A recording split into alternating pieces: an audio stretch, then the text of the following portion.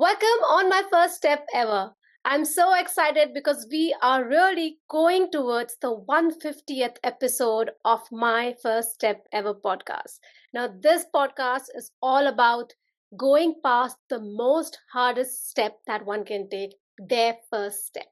We have many goals in our life and we tend to evolve as a person as we go further in our life with our experiences, with the people that we meet. And so does our goal evolve. But every time we take that first step towards one major goal in our life, it seems the most difficult.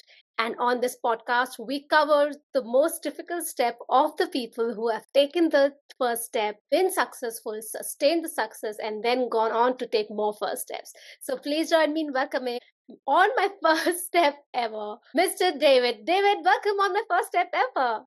Well, thank you for having me, Ishani. This is a great topic, and I'm glad that you invited me to share what my experience has been with First Steps.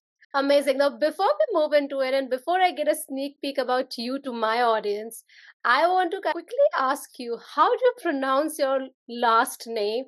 And can you tell me what is about that? It sounds really interesting to me. Oh, about my name? Yeah, So your my surname. my surname is Petrovay. Wow. I'll tell you something, David. It's really off topic, but it actually reminds me of Harry Potter, where this is Patronus. So it's a very, very interesting surname. And welcome on my first step ever, David. So as I was saying that first I'm going to give a little sneak peek about you and what all you have been doing. And then we are going to dive into your journey. And I'm sure that our listeners, everyone across the globe, the disruptors, or anyone who's willing to start the second innings of their life or have realized this is what I have been always wanting to do and want to make a start, they will really gain a lot out of your experiences today.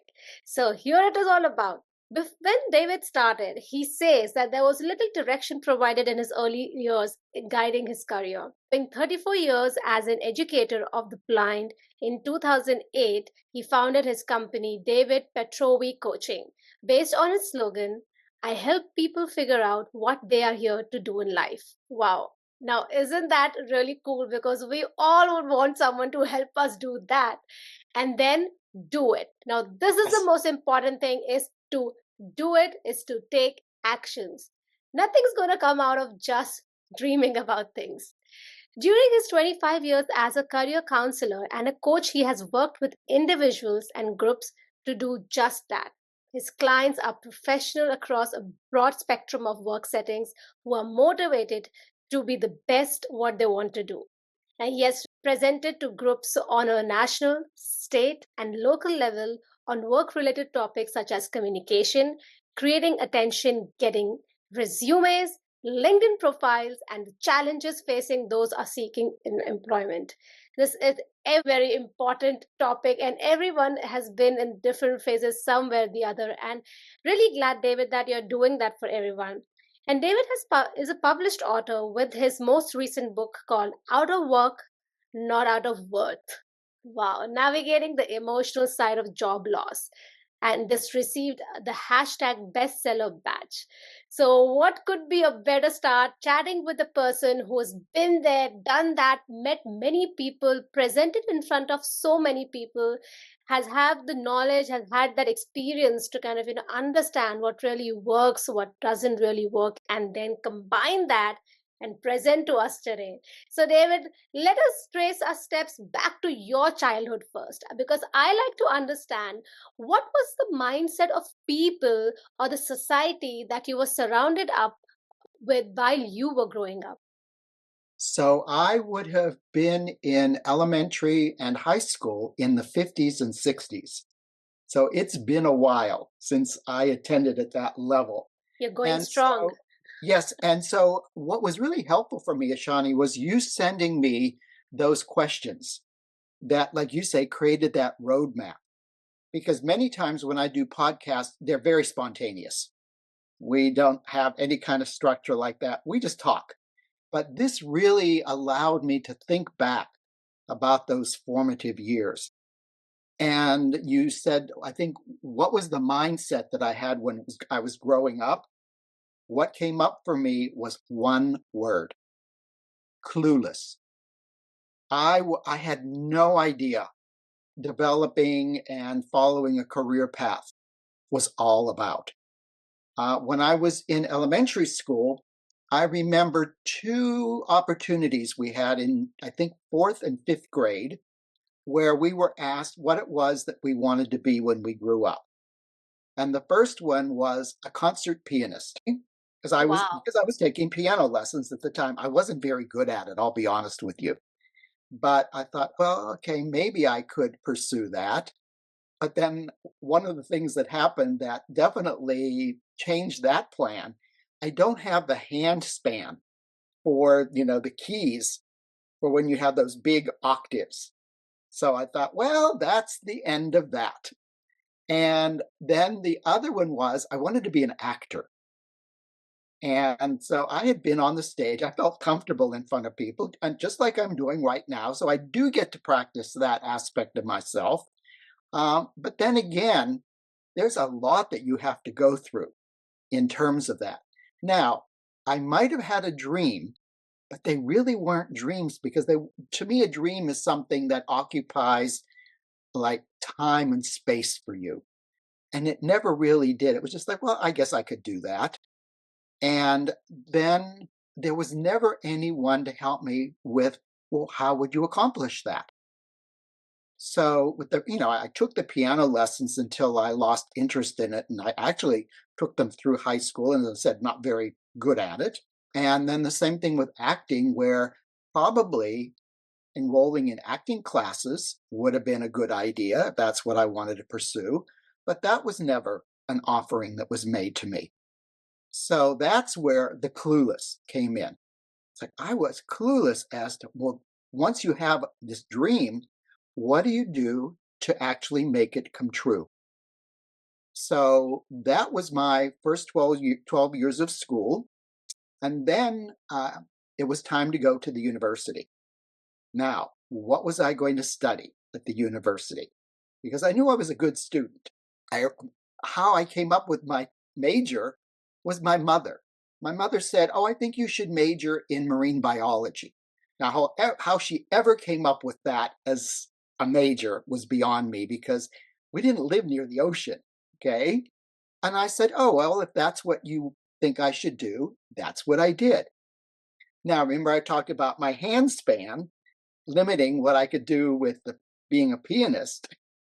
When I took college biology and chemistry, that was what ended that career for me because it was the first time I ever received a D in a class I took. That was in chemistry.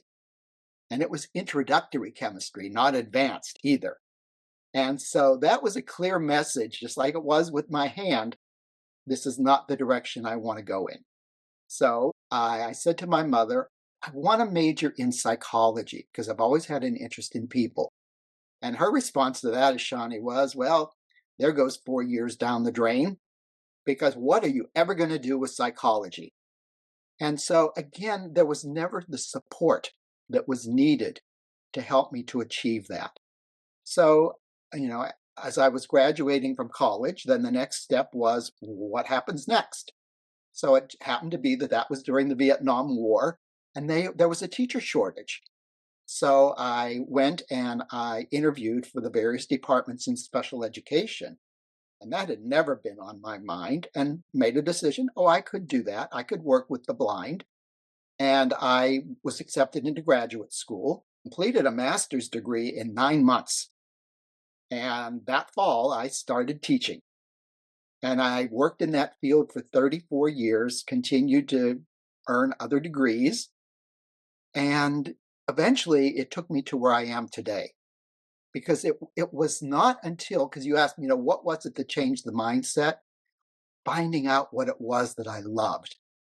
And I loved helping people figure out what they're here to do in life and then do it. So that's the journey that took many, many years to get to where I am today.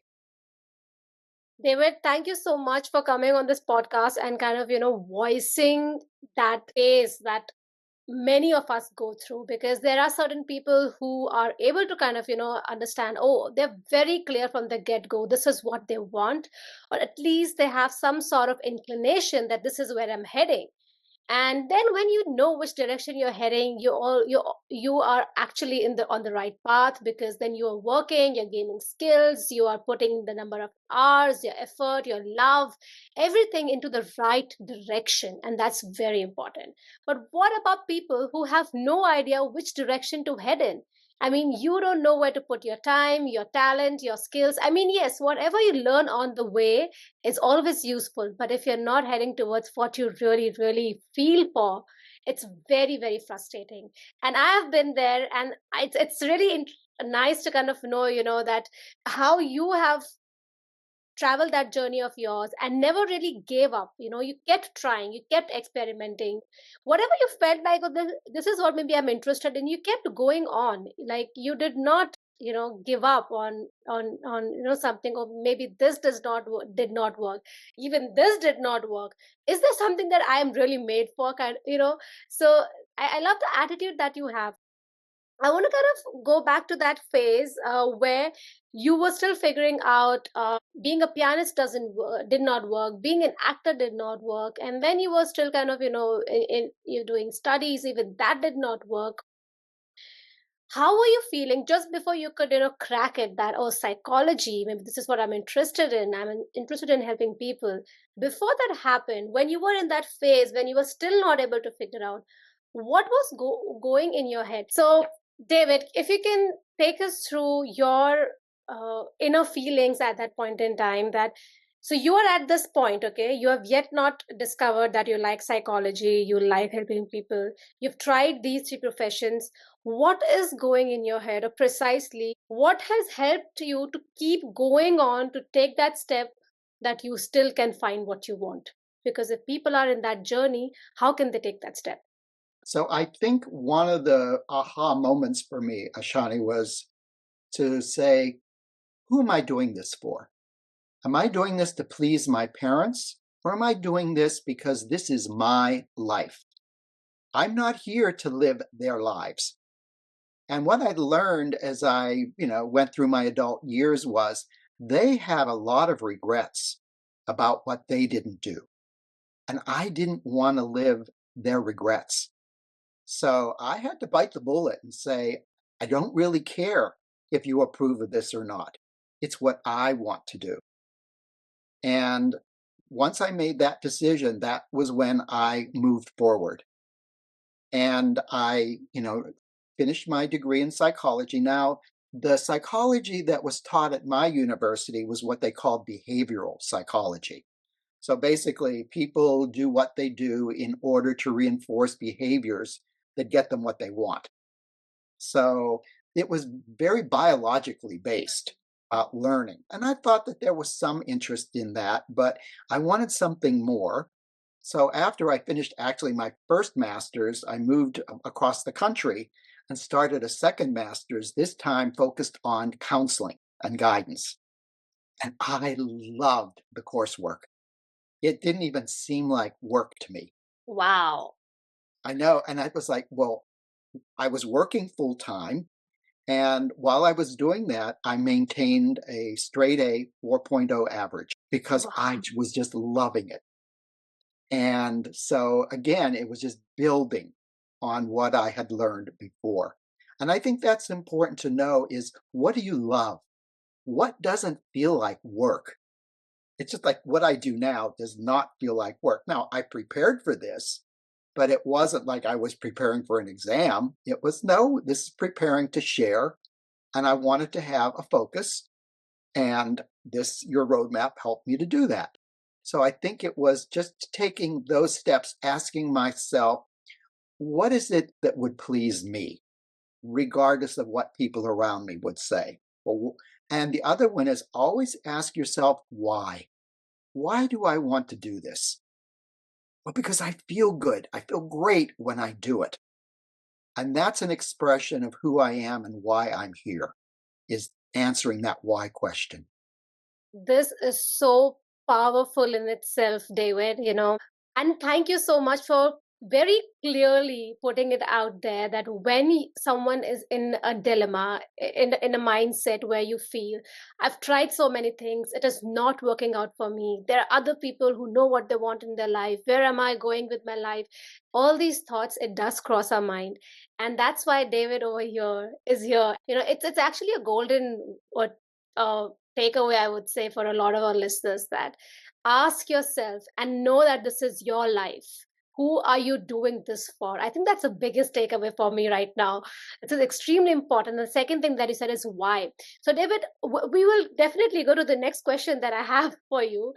How can one differentiate when one knows, oh, this is the thing for me? Because in your journey, you liked playing piano, you liked acting, you also kind of did another bit of a study in biology.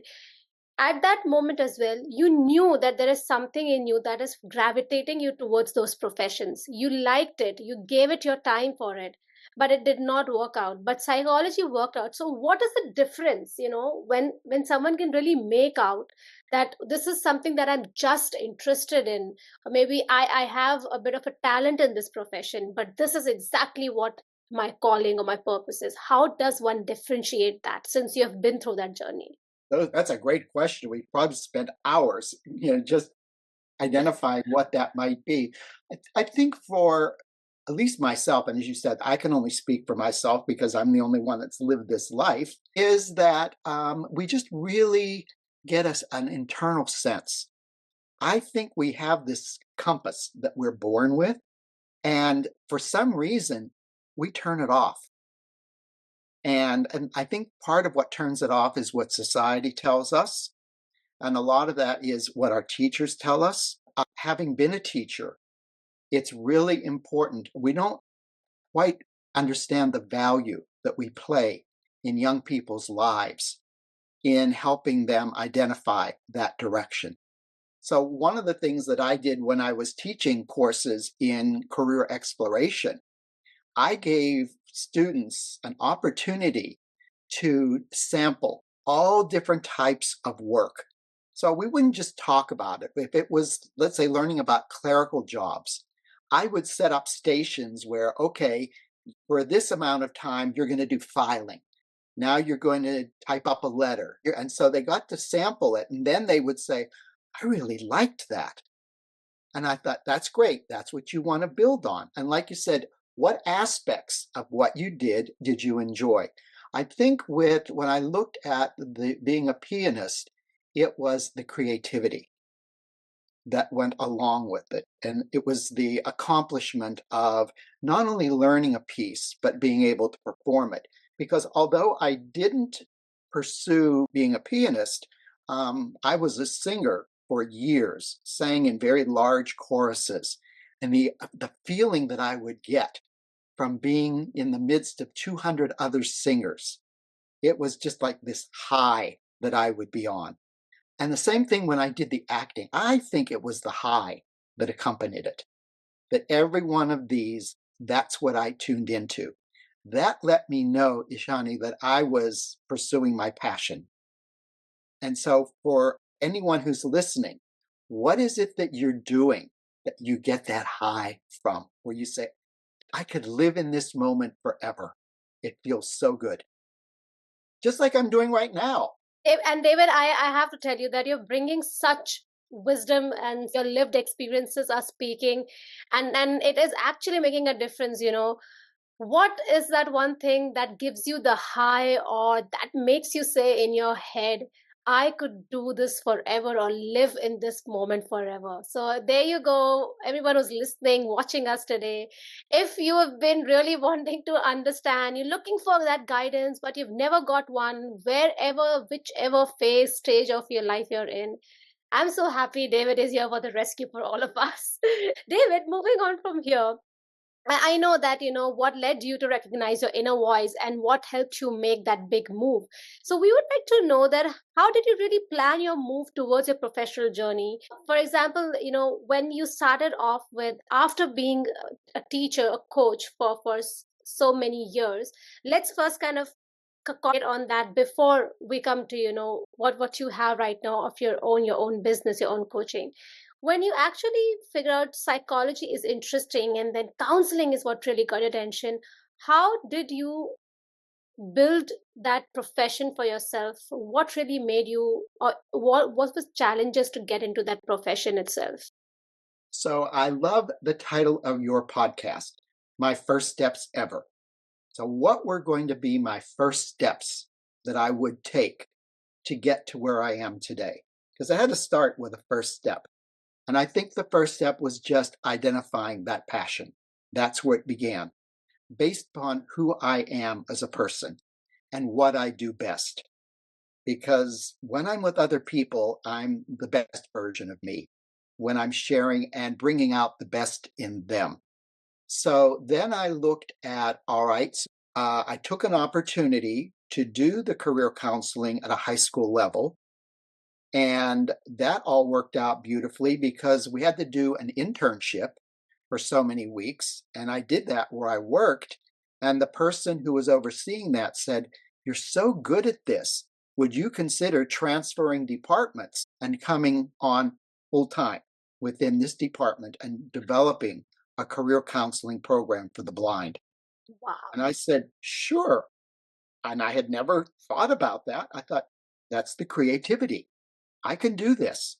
Now, that's one where I definitely felt like I could do it, Ishani. And so that was the first step. And as a result of doing that, I was given speaking opportunities on a national basis, and I received awards for the work that I was doing. I was being acknowledged. So it was taking me out of that, the clueless stage. And I was beginning to see how the clues were connecting to become what I am today. So after doing that for so many years, I thought, okay, the next step would probably be to pursue a PhD. So I spoke to people and they said, no, you cannot get a third master's degree. You need to apply for a doctoral program. So I was accepted into that. And then I had to come up with a doctoral dissertation topic. And I chose, why would people choose to become teachers of the blind? So that was in direct alignment with career development, which is a lot of what I do today. And I found that to be fascinating because I got into that field, as I said, strictly by accident. It's like being clueless. Okay, I could do this. And I think a lot of my life has been about, I could do this. And I Amazing. think it's that willingness to take that risk. I think that one of the things that keeps us from moving forward is we have to suspend self judgment. You can't go into a new situation and if it doesn't work out, say to yourself, I'm a failure. No, it was a learning opportunity. Like I said, I didn't make it as a concert pianist, I didn't make it as an actor, but that didn't mean I was a failure. It just gave me a new sense of direction. And that's what I said, in the introduction you gave, that I didn't have a lot of direction growing up. I've had to create that along the way and set goals for myself. And I do that. David, I really see that, how you have had that mindset of let's do this. Let's take the plunge. Let's try and see if this works out. And the attitude of experimentation that you already have, that has firstly led you to find your purpose. That's the first thing. Second is when you did find the purpose, then you went ahead and still again with the attitude of experimentation, you kept going ahead with all that you were getting in your way. You tried, you upgraded yourself, you also took some challenges along the way, which is really interesting. And something very, very important that I like to highlight that you mentioned over here is having that attitude of not judging our own selves. And that's very hard, to be It really is. honest. I Yes, mean, if you fail at one thing, you feel that you are done for life. That's the kind of failure. I mean, that's the feeling that the failure gives a lot of people. Before we kind of move ahead to the next question, I like to kind of pause here and ask a question on this one. How does one come out of that mindset, that once you have faced a failure, twice you have faced the failure, thrice you have faced the failure, you're yet not there? How can you make your brain believe that it is not your failure, but you are still moving towards finding that purpose that you want? You're yet not there, so keep going on. How does one do that? Well, I think it's separating out, Ishani, what I do from who I am. What I do may result in not being successful, but that doesn't mean that I'm not a successful person. It's just that that was an option that I exercised in my life. What did I learn from it? And I'm still learning. One of the things that, I help people focus on is, what are my strengths? And just build your life based on your strengths, not on your limitations. Because studies have shown that if you're only focused on what you do wrong, you're not going to have a lot of success in repairing that. Because I know one of the things I'm not good at is technology. As you know, when we were trying to get on this call, we were both faced with those challenges. But between the both of us, we worked it out. Now, when it comes to actually sitting down and solving computer problems, I'm back to being clueless. And I just said to one of my neighbors who's so good at this, I said, I'm not willing to go back and get another degree in computer science to learn to do this. What I've learned to do is ask people who do know. Come and sit next to me, and I'm Incredible. going to watch you. Now, I may or may not learn from this because it's second nature to them. But now I know what my resources are for the things that I don't do well with. And I think that's the best use of my time so that then I can share my strengths with other people in the same way. This is what I'm good at. And I'd be more than happy to show you how I use it to make your life better. Another important takeaway: ask for help when Oh, you know it's needed. Amazing, David. So, just moving on from here, before I kind of come to the question that I would really kind of, I think you have already been giving us a lot of takeaways, important bits to kind of go through from your journey. But let me kind of also ask you a question which I feel is very important, because now that you realize your purpose, you're on that journey, you are taking few steps, and with those steps now you have come to the stage where you are an expert in your field, right? But sustaining yourself in a career of even of your choice, it's not that easy. So I just want to kind of ask you that what has been your top 3 challenges that you had to kind of, face to sustain and or maybe thrive is a better word in your journey? yeah. So I looked at that and I said to myself, well, I think what was the biggest problem was lacking clarity. So, the way that you achieve clarity is being able to answer the questions: who am I? What do I do best? And why do I want to do this?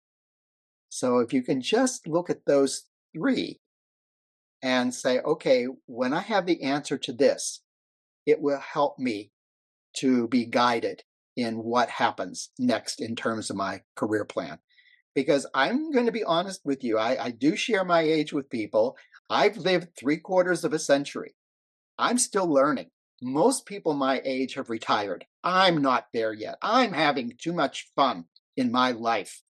And so I'm constantly looking at new opportunities to learn. So I just signed up on how to be more effective as a podcast guest in terms of sharing information, learning different programs, like learning how to use Zoom more effectively. At some point, probably creating my own podcast. Uh, but first, you have to have the experience from this end to say, is this something I'd like to do? Well, I'd like to try it. And it's just, watching people like yourself who are obviously very competent in this and saying, well, if Ishani can do it, I can do it. Love So, that. yeah, those are the three takeaways for me in terms of what motivates me to continue to grow because I don't want to stop growing. Love that, David. And I think this is the top most way of living for anyone at any age. We don't realize that once we are, I think the beginning of our life. We feel that time is there, it's just there. We don't really realize that, and once we start, going to the other spectrum of the timeline that we have, that we realize there's so much that we want to do. Why are we not doing it? So I love that you have that attitude of keep learning, keep growing. And if someone can do this, then why can I not do it? Because it's all about learning something. You just need to learn something. Might be at your own pace, but you still do it. So thank you so much, David. And I must say that whatever classes that you're taking, whatever course you're taking, it has really paid off, because you have been really excellent on this podcast. And whatever little time that we had with you, you have just directly been so crisp. You have been so on to the point, and you have taken us through your journey, but also kind of given us the highlights, what is so important for our listeners. So thank you so much. Thank you for being on my podcast. And before we take your leave, I always request my guest speakers to leave our listeners with a quote or a saying that they really resonate with. So I think what I want to leave your listeners with, it's not that people are afraid to die. It's afraid that they've never lived. So what is it you're going to do to live a life that when you arrive at the end of it, there are no regrets, like my parents shared? And so for me to do that, I have what I call my 101 wishes. So these are the things, the 101 things I want to be, do, or have in my life. And I look at them, and you would not believe how many of them have already happened for me. So you're in Australia, right? That's right. I have been to Australia twice. Okay. And I plan to go back again. I've been to Brisbane, and I've been to Cairns. The next trip will take me into Sydney, and then do a cruise through us around Australia. And I thought that is on my one of my wishes, is to do something like that. So I always encourage people, go big. Don't do, I'm going to clean out my closet. I mean, people talk about, going to the Great Wall of China. I've had dinner on the Great Wall of China. How many people can say that, Ishani? I've been to all 7 continents. That's So, incredible. think about, as you were talking about earlier, goals. What is it that I want to do in life, so that when I leave it, I go, oh, I have really lived. That's awesome, David. I think we just got started talking, and we have to kind of wrap up over here. Yeah. But I have to thank you so much. And I'm going to leave a link about everything that you do in the show notes, and also about your book, which is Out of Work but Not Out of Worth, which is really interesting. So everyone who's listening to us today, I know that David has got you very, very intrigued about himself. So do check him out on LinkedIn, on all the links that I'm going to share. Visit the website and see something that really clicks with you. And thank you so much, David, for being on my first step ever. And as I always tell my listeners, start believing in yourself and keep believing in yourself. See you until next time.